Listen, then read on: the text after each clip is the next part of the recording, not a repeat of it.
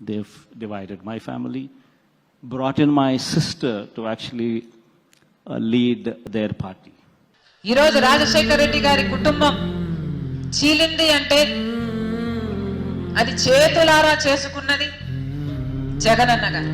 దీనికి సాక్ష్యం దేవుడు, దీనికి సాక్ష్యం నా తల్లి విజయమ్మ, రాజశేఖర రెడ్డి గారి భార్య, దీనికి సాక్ష్యం నా యావత్ కుటుంబం. జగన్మోహన్ రెడ్డి గారి పార్టీ ఇబ్బందుల్లో ఉంటే అమ్మ నేను వాళ్ళ కోసం తిరిగాను, వాళ్ళ గెలుపుకు పాటుపడ్డాం, వాళ్ళను గెలిపించాను.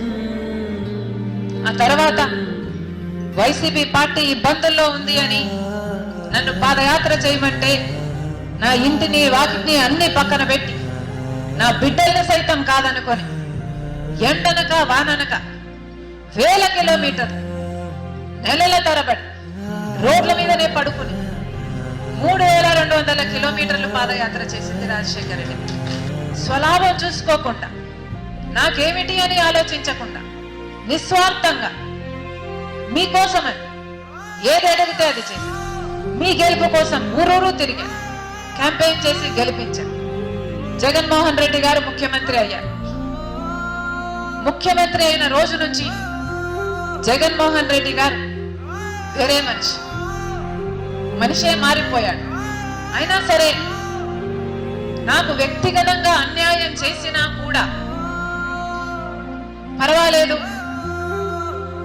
తాను మంచి ముఖ్యమంత్రి అయితే చాలు, రాజశేఖర రెడ్డి గారి పేరు నిలబెడితే చాలు.